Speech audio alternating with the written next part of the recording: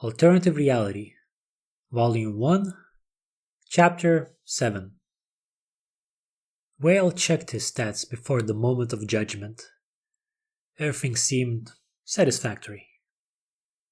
His level was now 48, while his reputation continued to fall as it reached -61 now. His health and stamina had increased to 1780 and 940, respectively. It seemed he could now run a bit more before being able to handle a few punches. Good for him. Though it was his available mana that saw the biggest increase, as it was now 2240. If this continued, he'd become a veritable flamethrower and a danger to society at large. Forest fires would be blamed on him. People would chase him down with pitchforks.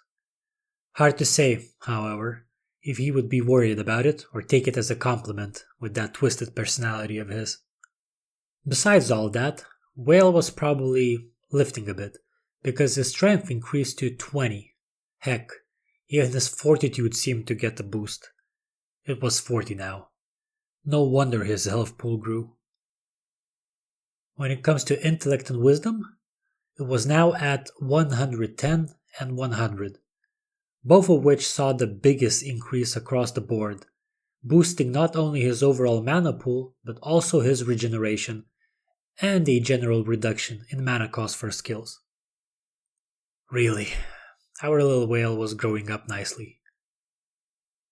Besides all that, his fame went up a little bit and was now at 95, while his leadership, of all things, rose to a whole 20. He could thank his bandit buddies for that. Who knew getting all buddy-buddy with the dregs of society could bring such positive results? Finally, he left about 45 attribute points unspent, just in case a need for them arose later. Skill proficiencies? Whale felt quite comfortable with their state as well. His fire mastery was now at intermediate level 1, and increased the damage of his fire-based spells by 25%.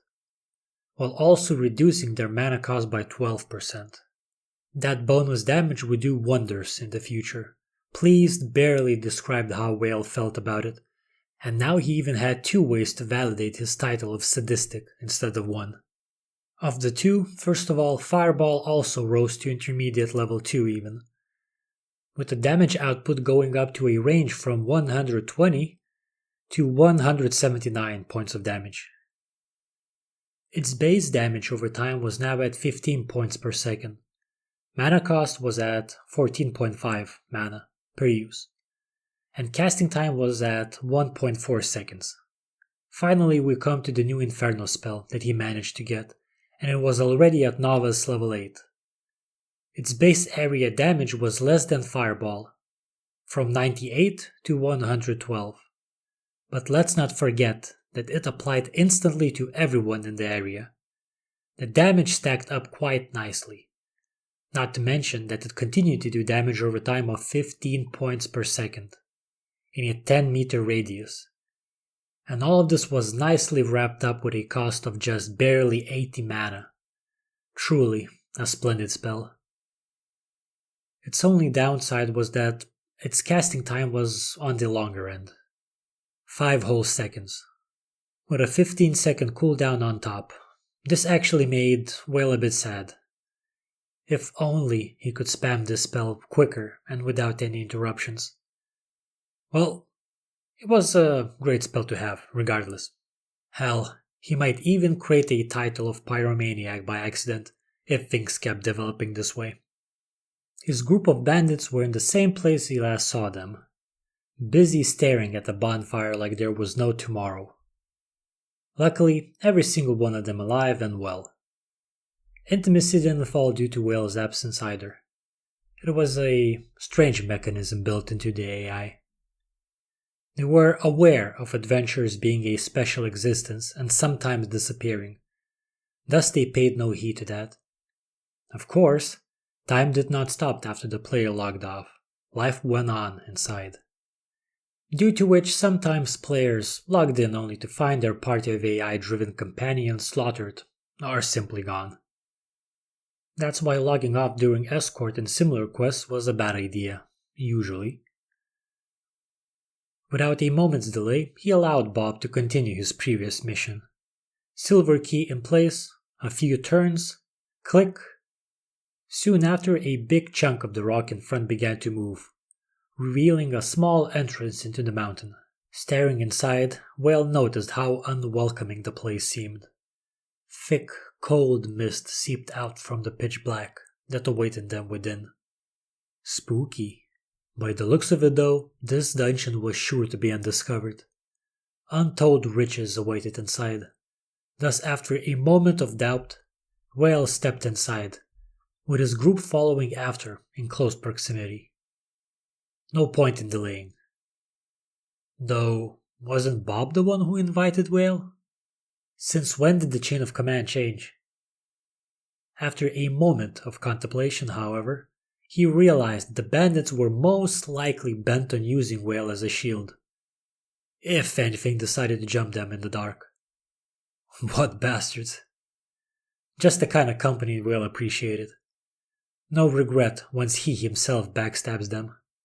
Birds of a feather, indeed. Once inside, a message popped up. You are the first to discover the tomb of Borellus. Experience earned is doubled for a week while hunting inside the dungeon. Chance of better loot is increased significantly. Plus 30 fame, minus 10 reputation, and a plus 1 leadership for leading the bandits to the tomb. Whale was absolutely right. Oh, the excitement. It was almost too much to bear.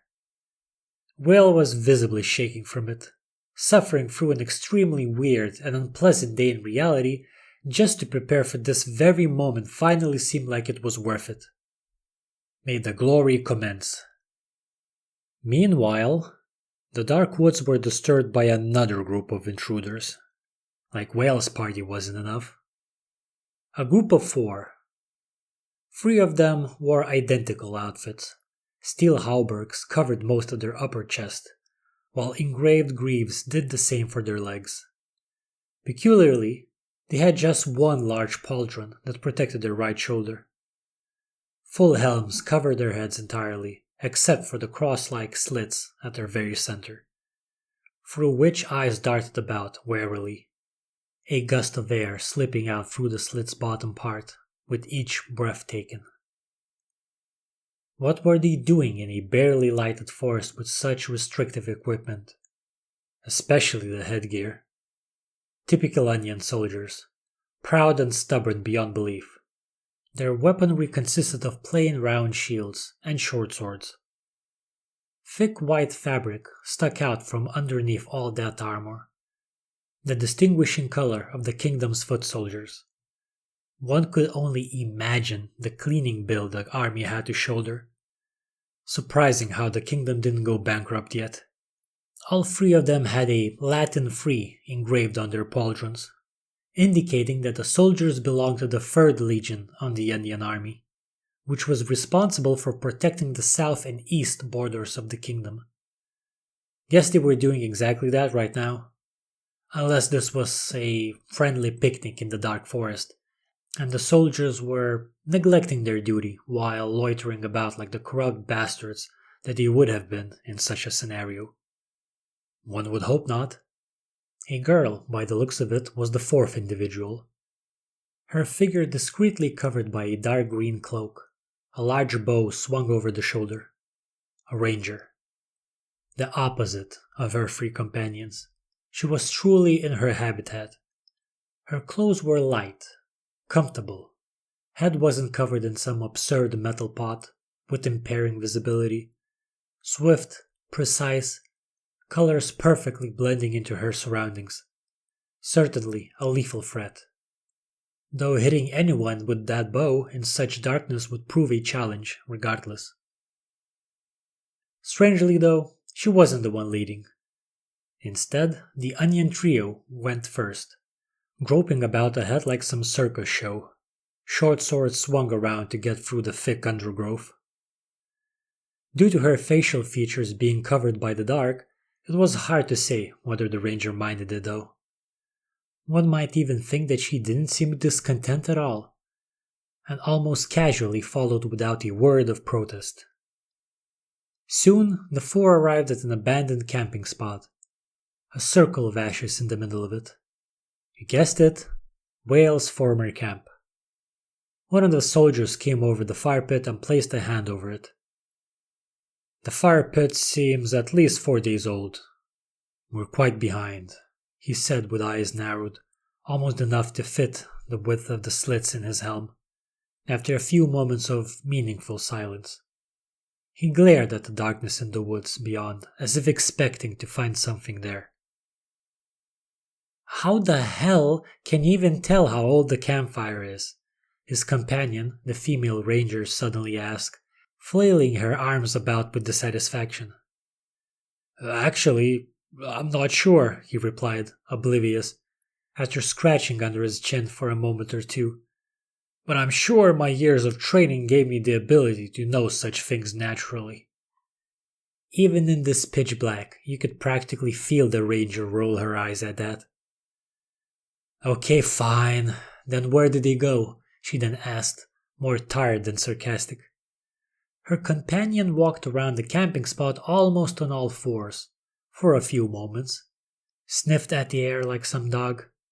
Well, that or just had a cold, since not to think of him as some hound would be a challenge otherwise. That way, he said after that short yet simply horrendous ritual, pointing somewhere in the dark. Westward, a clarification added moments later. Southward, you mean? The ranger asked, placing an arm on her forehead and leaning into it. He froze for a second or two, probably doubting. If not for the helm, one could probably even see it in his eyes, which was quite hard to do through the narrow slits. West, south, whatever. The point is, we march there, he soon replied, his two companions giving him a solid nod in agreement. The ranger could only release a heavy sigh. There's only so much one could take, and this was getting harder than it was worth. I swear, this was supposed to be a simple bounty quest, yet I just had to draw the short straw with this bunch, she mumbled under her breath, while following the companions she so obviously adored.